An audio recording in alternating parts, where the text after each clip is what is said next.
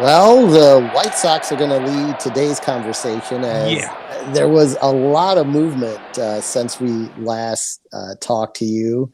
There were things said on Twitter and in the media that have led to the game show we're going to play at the end of the segment.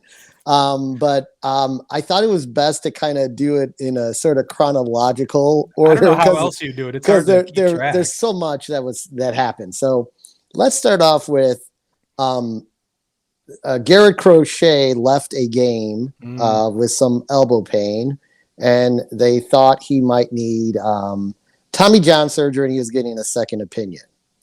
So before anything about Garrett Crochet was announced, as days had gone by, the Sox had pulled off a trade, sending the embattled White Sox Craig Kimbrel and his $16 million. I would say a misused Craig Kimbrel and his fair $16 million. To the Dodgers for a right fielder, AJ Pollock, a veteran right fielder, 34 years old, very consistent numbers throughout the years, kind of legitimized the position for everyone who was saying it wasn't legit from what the White Sox had internally to offer. I have to say I'm blown away with the return you got for Craig Kimbrel at the lowest point of his value. This is what I've been railing against all offseason long, is the idea that you'd have to sell him in the offseason when he had literally the lowest point of his value. It was so awful the second half of the season. Why would any team give you a legitimate starter of any sort? And I think AJ Pollock's probably close to as much as you could possibly ask for. There's maybe one more player that you could have gotten that may have the value of Craig Kimbrel may have not helped you in those negotiations, but we'll get to that a little bit later. But regardless, congratulations. I will say I was wrong. You got way more for Craig Kimbrel than I thought. So yeah, and I was pleasantly surprised.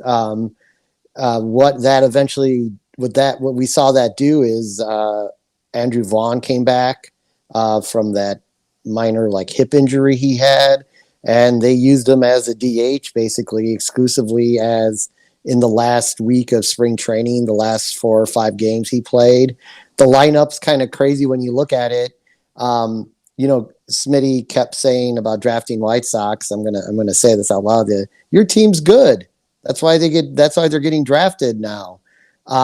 He's like, you might actually win now because your draft strategy is actually going to pay off because the team finally caught up with you being good. But when you look at the fact that Andrew Vaughn's batting out of the 9 hole, that's crazy when you think about how good the lineup is. Yeah. What does just real quick, AJ Pollock coming doesn't change things, I think, too drastically, as it looks like Vaughn will pretty much have the full-time DH position and spell Eloy in left, as he did play a very solid defensive left field. It'll still be the backups for Pollock will still be like an Adam Engel and Gavin Sheets and Lou Ray Garcia, depending on where he's playing that day. So not much has changed. You still have a logjam at DH though, especially if Vaughn's going to be taking that up, because you need to spell Grandal quite a bit, I would think.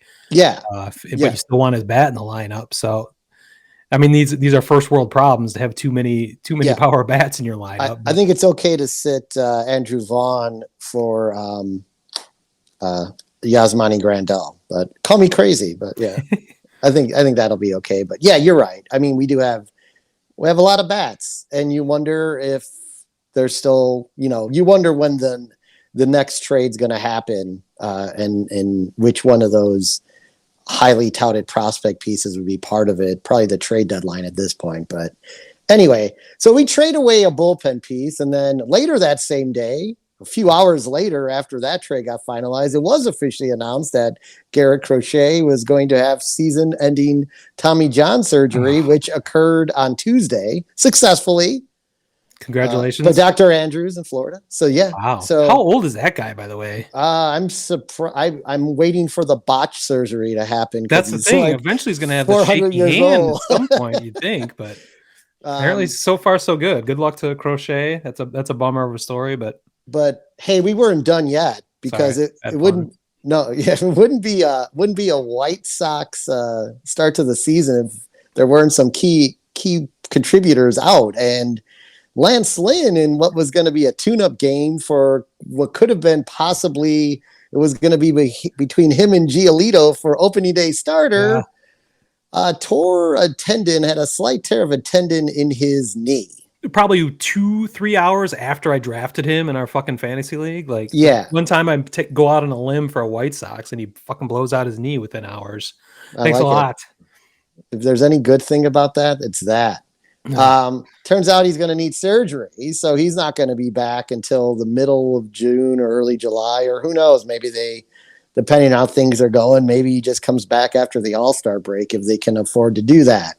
So then everyone starts freaking out, and what are we doing? And the Sox went out and got Johnny Cueto, which I think Hold on to a minor league deal. So yeah. let me make some clicks here. I got to change the graphics so we are now minor league a-holes. Yes, minor league a-holes.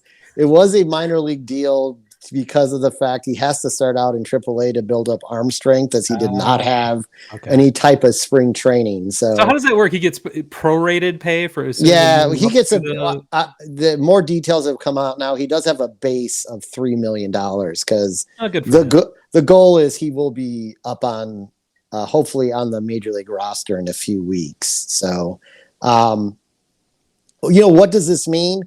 Essentially, Cueto's, I think he's a two-headed monster in a way. He's a bridge to Lance Lynn, and then he can stay there and be the guy to continually to help Kopech stretch out and get further along. Although Kopech should be in pretty good shape by the time Lance Lynn comes back. But you look at Cueto's numbers last year.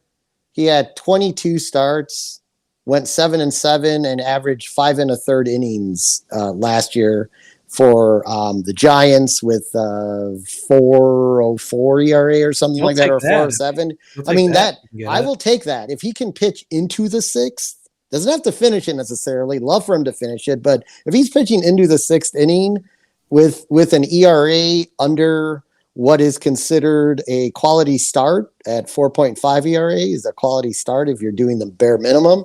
Like I'm fine with that. If we get that out of him, great. If we get 5 innings out of him, okay. The thing I worry about like short starts, because Kopech had a not very good warm-up outing the other day against the Tigers. I don't know if you saw that at all, but he was honest. He came out. He said, the goal was to get me up to the point where I could probably pitch 5 innings on Sunday for real against the Tigers. But or they didn't play the Tigers the other day. I'm sorry, Cubs. It was the Cubs.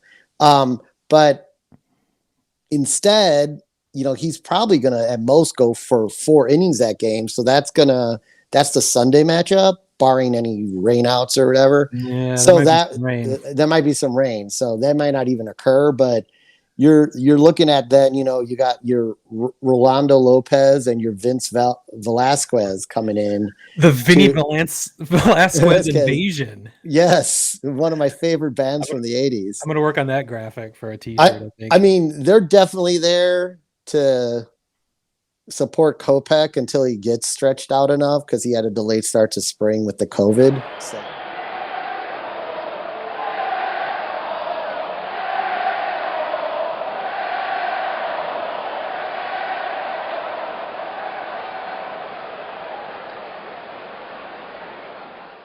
Word Hole Media.